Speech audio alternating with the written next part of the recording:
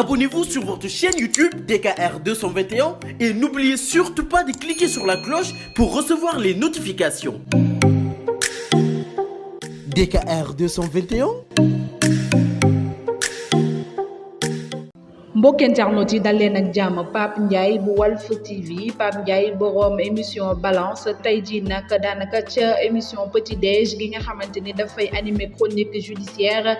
moom mi nag daanaka ñëwaat ci dossier Ousmane Sonko Adji Sarr gile wax ci ay révélation yu doy waar moom Pape Ndiaye nag daal di sukkandiku sax ci li nga xamante ni nag mooy entretien bi président de la République Macky Sall daal di nag accordel ki ñi nga xamante ni ñoom ñooy nag ay journalistes yi fare ca rajo France Internationale di RFI wax nag ci émeute yu mois de mars ak nag yenn ci ay conclusion yu ci daal di nag am yenn ndogal yu ci daal di nag jël bokk na ci nag mbirum justice bi nga xam ne moo lëkkale Ousmane Sonko jamono ji ba moom nag mii di Macky Sall daal di wax ne nag amutu li nga xam ne mooy prérogative di intervenir ci loi bi pour quelconque sujet dossier ak nag wala boog kii wala pour quiconque moom mi nga xamante mooy Pape Thioro Ndiaye indi nag ay révélation yu doy waar ci mbir moomu le nee na nag Ousmane Sonko waajaloon nañ ko tëj bu yàgg nee na moom ci nag séjour ga mu def ca prison nee na nag chambre 1 chambre 5 daanaka nag ñoom loolu la ñu daal di nag nee na ba mu demee foofee nag gis ñaari chambre yooyu daanaka nag ñu daal di koy aménager def ci ay chaise anglaise te la daal di laaj détenu yi fa daal di nekk nag ci chambre 1 ak chambre 5 lan moo waral nag yiile chambre daal di nag am chaise turque yeneen ya ca des ñaari kese am chaise anglaise lii discrimination la te su ma génnee ci prison ba faaw ma daal di koy nag yegg ñi nga xam ñooy ñooy taskatu xibaar yi ca lañu ko ne déedéet bul sax wax mu jëm kaw comme ni que maire bi dafay waxoon bu mu jëmee kaw ndax nag ñaari chambre yi moom la ñu daal di nag réservé woon ki nga xamante ni nag moom mooy Ousmane Sonko ci coowal mars yi ba ñu naa ne nag waxee nag di lam-laame ba xam dina dugg prison du dugg ca la ñu daal di aménagé nag ñaari chambre yi jël chaise turque yi ci nekkoon dindi ko def ko chaise anglaise ngir bu ñëwee mu am benn confort boo xam ne daf koy mérité ndax nag Sonko lu mu ndaw daanaka nag mooy chef de l'opposition bu Sénégal nekkul itam nit ku ndaw mu wax itam ne dossier bi bëri na nag ay magistrat yoo xamante ni nag bañ leen confier dossier bi nag nekkoon na lu yéexal lool itam dañ ko doon bañ a daal di jël li ko waraloon bokk na si nag ñoom ñëpp dañoo gisoon ne que du dossier bu béton maanaam amul woon dara loo xam ne dafay prouver de lii viol la amul itam dara loo xamante ni nag lu dëgër luñ mënoon sukkandiku lu ngi daal di teg loxo ki nga xamante ni mooy Ousmane Sonko moom Pape Ndiaye rax si doole nag ne loolu mooy daal di nag expliquer le fait que bile nag dossier tardé daal di am na koo xamante ni moo koy hérité ginnaaw juge Samba Sall bi nga xamante ni nag dafa daal di nag wuy ji sunu borom ba tey dossier bi di traîner ngir nag kenn koo xamante ni bëggul occuper poste de doyen des juges lépp rek ngir bañ a daal di hérité ci dossier Ousmane Sonko Adji Sarr boobule waaye nag moom mi nga xamante mooy Pape Ndiaye daal di wax itam ci responsable yi nga xamante ni nag ñoom la ñu war daal téye ci ñi daal di ñàkk seen bakkan ci émeute yu mars yi mu daal di jàpp ne nag discrimination bu amul rek ak nag kumba am ndey kumba amul ndey ña ñu war a jàpp bokk na ci nag ñi nga xamante ni ñoo fare ci nag force de l'ordre yi di takk der yi ndax ñoom ñi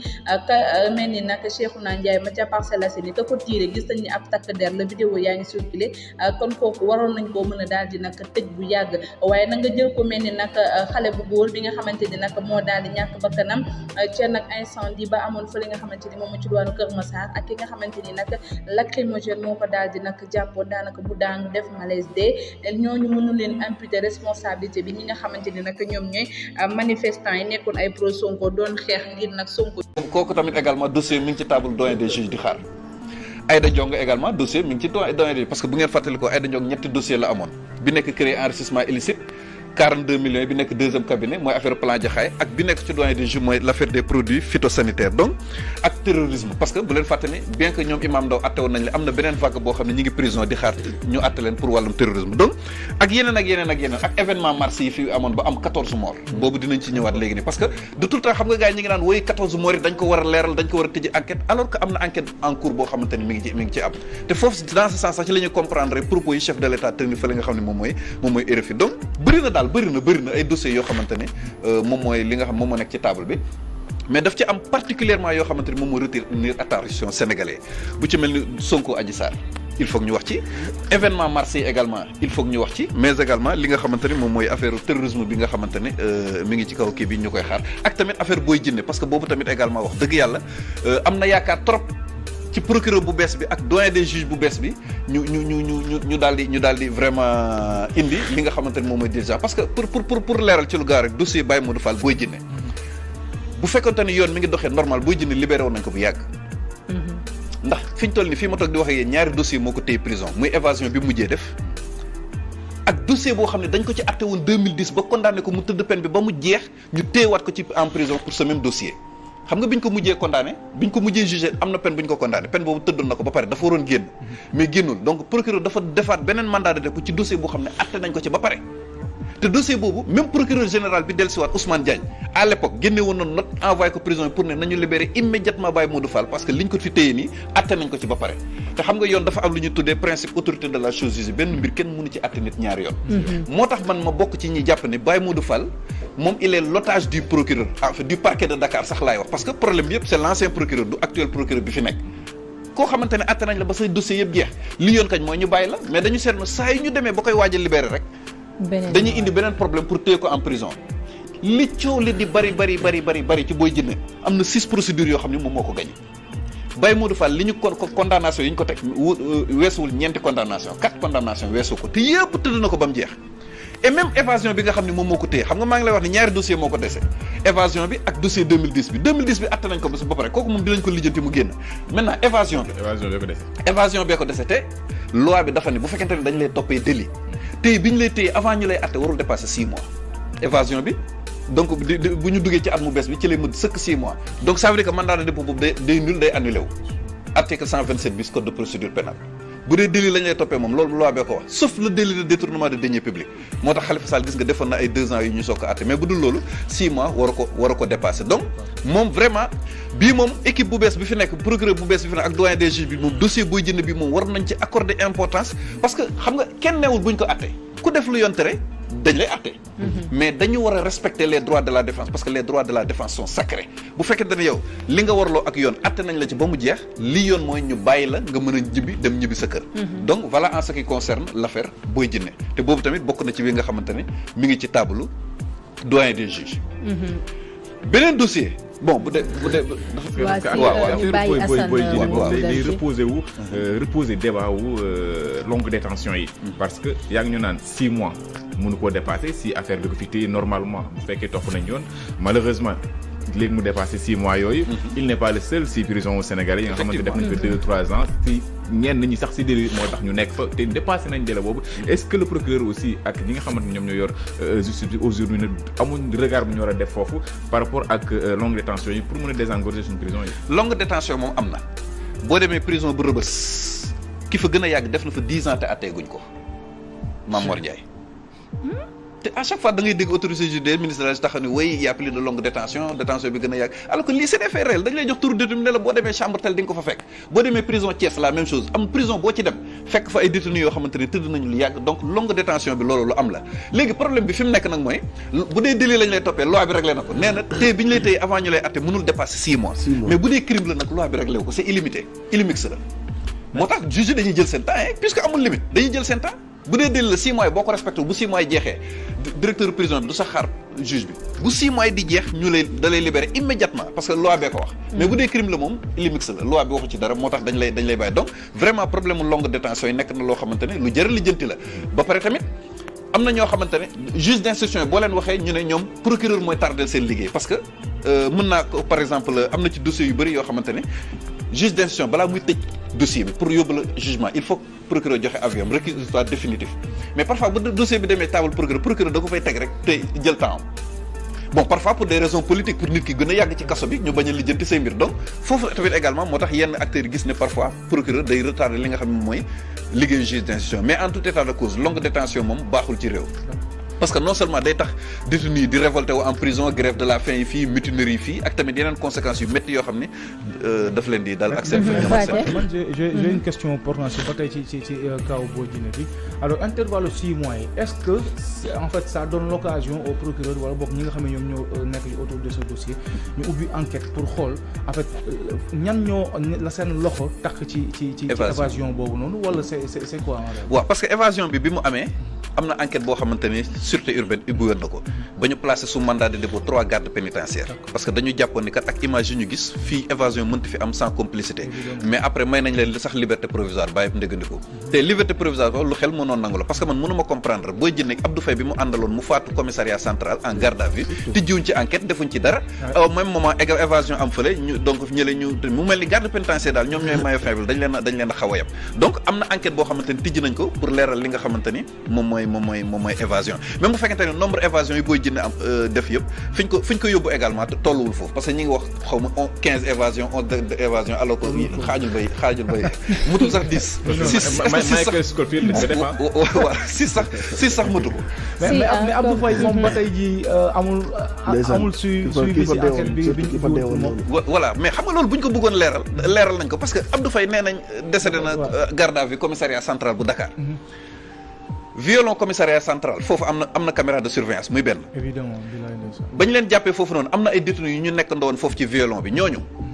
def nañu témoignage ne à un moment donné xaaju guddi dañu génnee Abdou Faye yéegal ko ci kaw bañ ko wàccee waaje quelques heures plus tard dafa ñëw di jàmbat ne man sama yaram bi day métti léegi ñooñu nañu recueillir seen témoignage c'est-à-dire que bu ñu amoon volonté politique bu amee pour que ñu leeral mbirum Abdou Faye rek day leer parce que mënuñ continuer aussi nit ñi di dee faatu en garde à vue Elimane Touré bi dee woon fii commissariat spécial du port ba léegi mujjul fenn Aïda Camara bi décédé woon garde à vue police centrale ba léegi mujjul fenn donc mais à quand boo doon def état des lieux 2000 ba fi ñu toll nii wala 2012 ba fi ñu toll nii li fi décédé ay nit ci commissariat ak brigade en garde à vue kenn xamul nu mu toll te li ci ëpp vraiment ça sombre dans l'impunité du mujj fenn du mujj fenn doy na waar mais man damay ñëwaale ci évasion bi vu que moom déjà tëddoon na penam ba mu mot dañ ko waroon libéré wuñ ko ñu taxawal xaarloo ko foofu noonu loolu est-ce que réellement évasion la koo xam dañ ko war a libéré wuñ ko bu libéré bopp te évasion boobu sax dafa justement xam nga question laaj la parce que loolu détention arbitraire la dama ne la dossier bi ñu ko placé di ngeen ci gis sax parce que comme procureur Ousmane Diagne dellusiwaat moom mi ordonné woon nañu libéré Boy Djiné parce que liñ ko fi téye ni condamné nañ ko pare entre temps ñu yëkkati ko fi même puisque dellusiwaat na nekk procureur général parce que procureur général mooy patron procureur de la République donc dina digle ñu def ci yoon maintenant évasion Boy Djiné boobu noonu am na ñaari mbir yoo xam ne lu jar a leeral bi si jiitu mooy Boy Djiné daf ko def ko pour rëcc dem de dafa bëggoon woon nit ñi ne téye bi ñu ma fi téye c'est injuste parce que tëdd naa samay peine ba mu jeex mais deuxièmement aussi dafa bëggoon woon ne amul prison Sénégal sécurité bu mu fi mën a téye te loolu c'est la Boy Djiné bu bëggoon tey bu ko neexoon tey du fanaan ci prison parce que voilà parce qu'il a fait des interviews aussi man mii koo xam dafa évadé man bokk naa ci journalistes yi nga xamante ni déggante woon nañu ak moom ci wàllu googu noonu am naa ci ay informations yu xam ne ni évasion bi moom da ko defoon juste rek pour wane ni kaso mënumaa téye atte leen ma samay dossier wala ma rëccaat mais moom intention am dafa ne woon da doon génn pour revenir at la preuve Boy Djiné jàpp bi ñu ko jàpp il s'est manifesté de son propre gré kenn jàpp ko police jàpp ko gendarmerie jàpp ko parce que gis naa après gars yi joué film fii wane caméra yi kenn jàpp ko moom moo manifesté de son propre gré parce que ki mu doon àndandoo ñoom kii defoon rase ak ñooñu la ñu jàppoon moom mu yëg ko xam nga il avait la possibilité yu yeggali yoonam lan moo tax yeggaliwul yoonam c'est-à-dire que lu mu prémédité woon dafa ne woon damay won gars yi ne téye bi ñu ma téye kaso c'est injuste mais aussi ma won leen ni kaso Sénégal amul sécurité bu ma mën a téye moo tax mu ne woon day génn après day dellusiwaat pour won leen ni nag man kaso kenn mënu ma téye kaso c'est ça mais loolu tamit mbir la boo xamante ne équation la koo xam ne étant donné que détention arbitraire la détention bi du yoon est-ce que foofu leneen li fa am yëpp mën nañ jàppee ni dëgg-dëgg def nga évasion loolu tamit également mbir la équation la boo xam ne tey jii nii bu ñu la waree libéré ñu caution boobu noonu nga xam dañ la ko war ndàmpaay la dañ la ko war a jox parce que dañ la téye ôté la li nga xam ne moom mooy sa liberté lu tax léegi Sénégal duñ topp loolu parce que tey jii booy xool Boy Djiné en attendant muy évadé wu normalement waroon na am benn ndàmpaay dañ ko waroon jox vu que il devait être libre. Sénégal fii loi bi benn cas rek la prévoir ndàmpaay bu fekkente ne dañ la téye avant ñu lay détention provisoire maanaam téye bi ñu lay téye avant ñu lay atte ñu atte la setal la. dans ce cas comme Saliou Thioune bi nekkoon prison Thiès nga xam ne téye nañ ko 11 ans ñu atte ko ne ko defoo dara demal ñibbi te ramas lañ ko fekkoon ramas plage Bargny la toogoon di jaay café Touba ramas ñëw fekk ko fa buubaale ko yóbbu 11 ans lañ ko téye prison Thiès 11 ans Saliou Thioune ñu atte ko setal ko ne ko demoo dara Ndiouma Ngom séeréer tamit c'était la même chose 2 fois 11 ans te bi am na ci bi ñu ko arrêté boo xamante ni ci bande ñoom Alex A Ino la bëri na fi ñoo xamante ni ñi 7 ans 8 ans 5 ans ñu attale ne la defoo dara demal dans ce cas moom loi bi prévoir na ñu jox la ndàmpaay mais le plus souvent détenus yi nga xam ne ñooñu dala ils sont pas informés parce que loi bi dafa ne bu ñu la libéré ci biir 6 mois yi nga mënee dem laaj ndàmpaay bu 6 mois jeexee mënatoo dem laaj ndàmpaay mais am na ñu ci commencé fay am na ñu ci fay millions yu bëri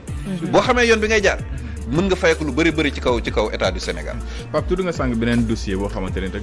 bëgg naa ñu taxaw si un peu muy dossier wu mars 14 morts yi. Le chef de l'État Sidiki Kaba moom moo ko waxoon que dina am commission buñ teg. boo xamante ne société civile opposition pouvoir ñoom ñëpp nañ ci dajaloo ngir def enquête fu mbir woowu toll. waaw commission d'enquête parlementaire boobu mu doon annoncé woon noonu xam nga président de la République laajaat nañ ko ci entretien bi mu accordé RFI ak France 24 mu ne commission boobu day xaar. parce que justice am na enquête boo xam ne dañ koy nekk di def en réalité enquête bi muy wax voilà enquête bi muy wax c'est du enquête boo xam ne exclusivement justice dafa jug ne 14 mois nañ ko leeral mais bu ñu fàttali ko bu weesoo dossier Sonko bi nekk foofu ci doyen des juges am na beneen dossier bu ñu tuddee boo xam ne 19 personnes lañ ci arrêté 19 personnes plus x muy pour appel à l'insurrection léegi nag boobu la ñu nar a yaatal nag bu dugalaale ci 14 mois puisque ñii dañ leen toppee appel à l'insurrection ñoo def appel à l'insurrection ba manifestation 14 mars yi am ba manifestation yi mars yi am ba mu jur conséquence bi jur 14 mois yi dees foofu lañ ko nar a dugalaate ça veut dire que 14 mois yooyu bu ñu continuer ci seen logique en fait day nul ñooñu dañ leen di dugal parce que 19 personnes plus x nga wax waaw alors il y a possibilité que les 14 défunts là ñu waaw parce que dañ ne bu ñu ne 19 personnes yooyu appel à l'insurrection ñoom ñoo woote ñoo waral manifestation mars yi puisque woote nañ noonu la conséquences yi lii la jur mooy 14 morts donc ñoom foofu lañ ko bëgg foofu lañ ko justement c'est ça le problème parce que 14 morts yi am na ci booy bi ñu rey parcelle mais dañu gis nañu carrément un policier tiré image yaa ngi fi ba léegi vidéo yaa ngi fi xam nga kooku civil reyu ko léegi loolu problème léegi nag 14 loolu foofu nag moo tax ñu war a vigilant parce que 14 morts yi dañ ko nar a jiiñ militant Pastef yi nga xamante ne ñoom la ñu topp ci dossier boobu noonu te ñun ñoo xam est-ce que ñoo rey c'est ça le problème donc gars yi bu ñu vigilant wul foofu lañ jëm de yoon boobu noonu lañ jëm moo tax président de la République commission d'enquête parlementaire boobu day xaar am na enquête boo xamante ne justice mi ngi koy priorité bi fan la nekk ci commission d'enquête bi ou bien alors enquête bi nga xamante ne justice ubbi na ko ñaari commission yi c'est-à-dire que ñaari mbir yi ça n'a absolument rien à voir c'est-à-dire que ñii ñu toppee appel à l'insurrection ak lëla ne bokkul bii beneen enquête lañ ci waroon tijji boo xam ne day leeral 14 morts yi fan ñan ñoo leen kii d'autant plus que am na ci yoo xamante ne wane nañu ay images am na ci yoo xamante ni am gis nañu ay témoignages beneen enquête lañ ci waroon tijji bu leeral parallèlement waa léegi bu fekkente ne dañu yem ci appel à l'insurrection ñu wane ni kat militants yi ñu politiciens yi ñu ci topp nii du ñoom ñoo faat 14 boy après nan lay mujjee parce que am na ci yoo xam ne il sera difficile nga imputer ko militant booy bi nga xamante ne dafa dépassé ñu wane policier tiré ko noo koy jiiñe militant booy bi nga xamante ne dafa kii Auchan bu Kër Massar la daanu courant bi masque ba mu faatu ñàkk bakkanam kooku nan nga koy imputer nit donc yooyu yëpp ça pose problème lii beneen enquête la waroon am parallèlement boo xamante ne day leeral mbir mi mais comme Sénégal moom c'est une terre d'impunité voilà ça veut dire que le président n'a aucun droit c'est-à-dire warul woon mu taxaw ne en fait la commission d'enquête boobu noonu day xaar mënoon nañu bàyyi ñu continuer seen liggéey. xam nga déjà problème bi mu njëkk a posé sax mooy séparation des pouvoirs. Voilà. Parce que foofu dugg na ci pouvoir parce que bu ne commission d'enquête parlementaire assemblée nationale moo koy def. bu fekkente ne dañ ne séparation des pouvoirs dafa am moom exécutif la bokk. léegi kon bu waxee dafa mel ni kon moom mooy décider li assemblée def wala lu mu warul def justice lu mu war a def ak lu mu warul def te en réalité sax dans la pratique loolu la. la justice ne décide de rien du tout, c'est le président qui décide de tout. Tous les verdicts sont commandités depuis le palais. C'est ça la vérité. Non, accusation rek mais rappelez-vous Imam Ibrahima Seye. Imam Ibrahima Seye dañ ko tribunal bu Kolda da ko condamné 1 an pour terrorisme président de la République def sorti ne 1 an yi dafa tuuti. Cour d'appel atte ko yokkal ko 2 ans te foofu cour d'appel amoon na occasion pour wan président de la République ñun la justice sénégalaise est indépendante mais defuñu ko.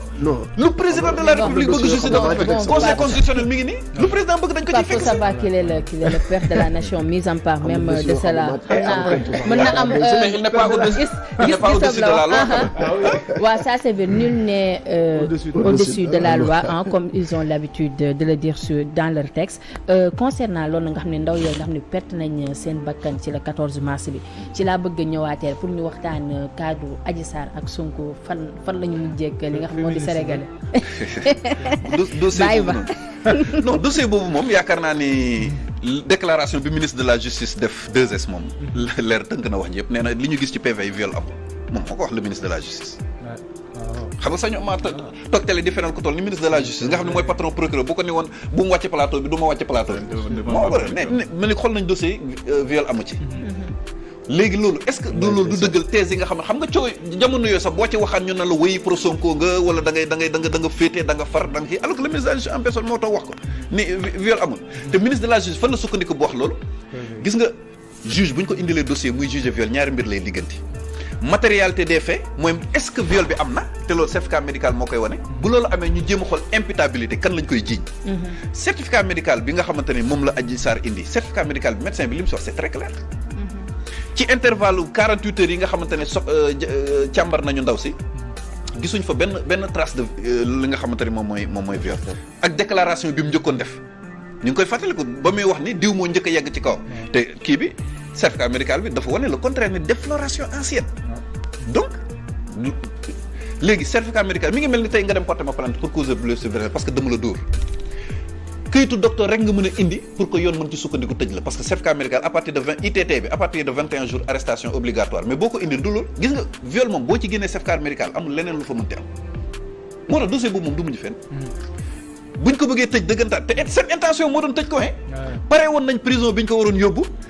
ba réfectionné chambre bi ñu ko waroon yóbbu changé toilette yi jël génne fa chaise turque yi indi fa chaise anglaise du chaise anglaise mooy bi ngay jox bi ngay kii. moom prison ma naroon na neex. mais prison Cap Manuel bii la te loolu mën naa ko démontrer. parce que moment yooyu jamonoy confinement la Rebeuss dañ ko tëjoon. képp ku ñëw Cap Manuel ngay jaar am fa 2 semaines ñu soog laa expédier beneen prison. Cap Manuel prison Cap Manuel boo demee secteur VIP boo xoolee 7 chambres yi fa nekk yëpp. am na ci ñaari chambre yoo xamante ne chaise turque am fa chaise anglaise boo laajtee lan moo tax discrimination dañ la ne fii lañ doon waajal Sonko. chambre 1 wala chambre 7. c'est énorme. ils étaient prêts mais puisque doole xam nga doole mën dëgg. moom wane na ne du n'importe qui du ko volonté populaire bi yenn ci ay militants amoon aussi. mais moment boobu noonu ça. volonté populaire bi ak yenn magistrat yi nga xam ne mën nañ dénk dossier yi lan moo tax ñu bañ. lan moo tax ñu daw magistrat bu ñu dénk dossier bi da ngay dem sa beneen collègue magistrat laaj ko. koo ci laaj daf la naan saa waay kilifa gu toll ni Sonko boo ko naree tëj na doon ci lu dëgër magistrat bu jël dossier bi tëj xool ko da ngay gis ne lii mérité wul ñu yóbbu Sonko prison mérité wul ñu dóor ko inculpation nga tegaat dossier bi même le procureur de la République bi mu jotee enquête bi dossier bi jógee section de recherche le procureur de la République en personne xam nga bu ñëwee da koy jox ses substituts mooy ndawam yi mais substitut bi bañ ko dañ ko wax carrément ne ko vraiment lii c'est trop léger dossier bi amul dara lu fi yóbbu prison mais comme que le procureur ministre de la justice mooy patron il avait reçu des instructions mooy kut ko nañu yóbbu waaji prison léegi nag il fallait trouver un juge bu accepter des ko juge bu xool doo gis ni lii kat amul lu fi jëral nit yóbbu prison te kilifa gu toll ni Sonko doo ko yóbbu prison pour des légèretés quand même loolu moo tardé lu dossier moo tax ku ñëw daw il faut savoir que ak ñi naan Pepe Kale Refane Pep dama koy dagg foofu ak DKR 221 ku bëgg am lu leer ak yu bees tàkk aboneel ci DKR 221 ma fekk la faak 221 dooleel la ko ci dama ne sama gaay yaa xam koor gi tabaski bi actualité ak yi xew ci jamono ñu koy nëbb maa koy génne teg ko ci table DKR 221 di ko tas benn par benn naan 1 boo ko boolee mu jox la 221 pare leen man waaju baax maa ngi foofu yéen célibataire tey ngeen dee marié yi am ngeen lu ma leen xamal xam ngeen li ma leen wax DKR 221 abonné